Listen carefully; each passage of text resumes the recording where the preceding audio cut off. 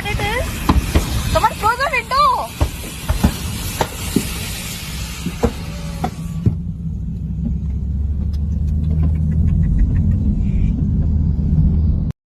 Hello, I'm a retired general. Welcome to my channel.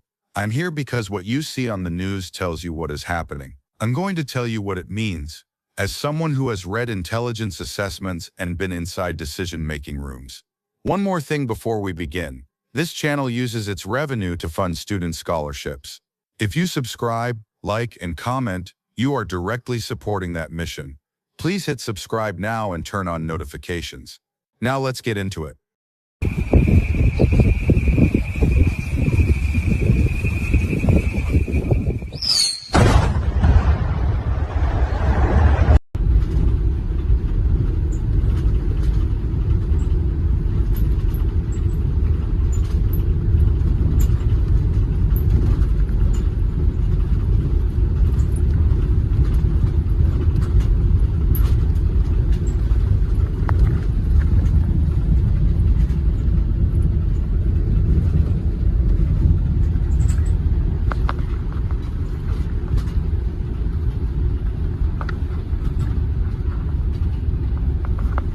March 26, 2026, 2:17 in the morning.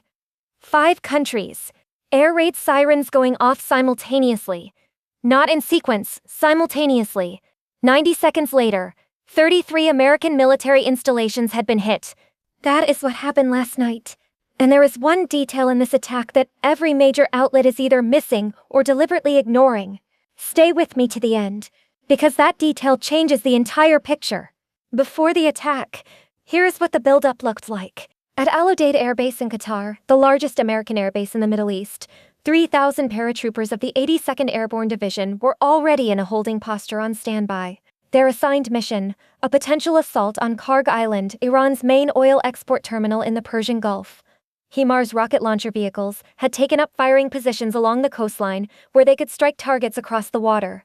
V-22 Ospreys were fueled and loaded on the flight line, ready to carry paratroopers directly onto the island on command. F-15s, F-16s, and F-35s cycled through the refueling pads between sorties, landing, connecting to the fuel hose, disconnecting, taxiing back to the runway. The cycle ran around the clock. Marine helicopters flew a constant shuttle from carriers offshore to the base camp, bringing in more troops with their weapons and combat loads. The second wave of heavy equipment was still arriving by C-17, M1 Abrams tanks, 70 tons each, driven up the ramps one at a time, HIMARS vehicles, armored personnel carriers, fuel tankers, every vehicle chained to the cargo deck with multiple steel tie-downs, front, rear, both sides, the loadmasters checking every chain by hand before the ramp closed.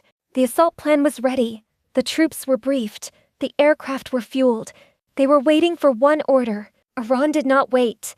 At 2:17 a.m. on March 26th, the IRGC launched Operation Martyr Soleimani. The name was a message. Qasem Soleimani, killed by an American drone strike in January 20. Iran is not hiding its motivation. This was revenge, and it was executed with operational sophistication that shocked Western intelligence agencies. 3 weapon systems. First, the Khaybar-Shikan medium-range ballistic missile, solid fuel. Maneuverable re-entry vehicle designed to defeat layered air defense systems like Arrow and David Sling. Each missile costs Iran approximately $300,000 to produce. Each interceptor Israel fires costs between $1 million and $3 million.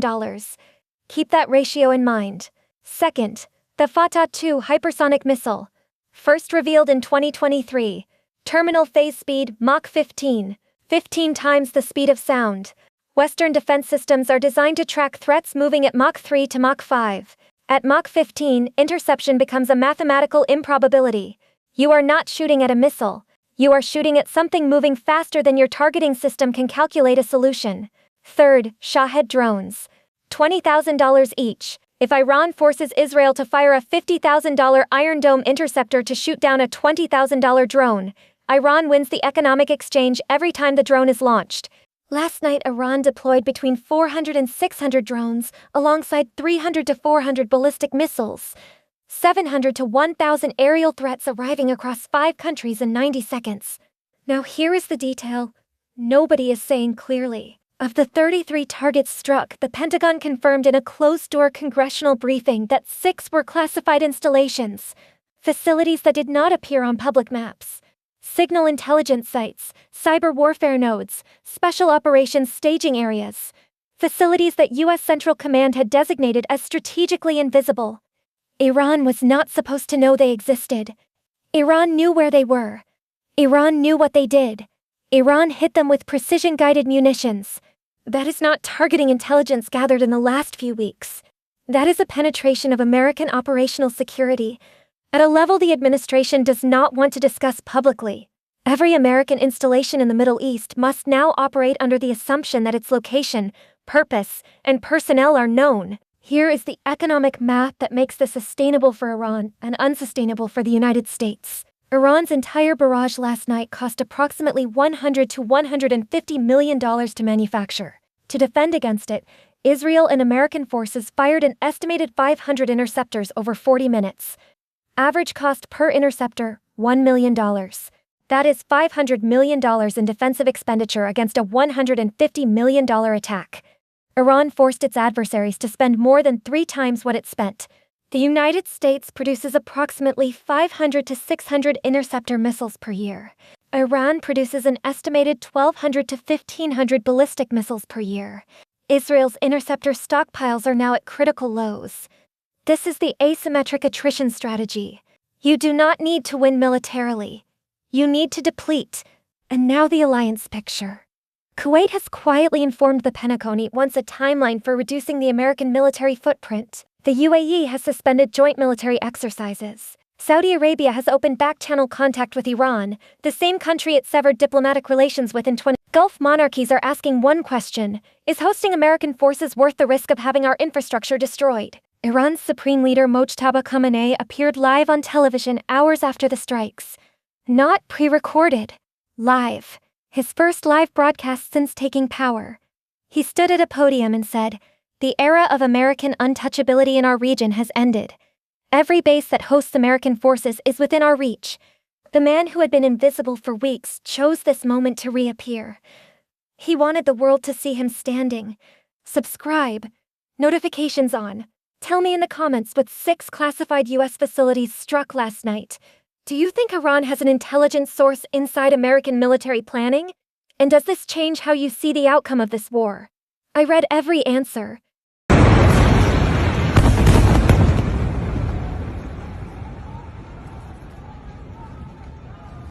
محمد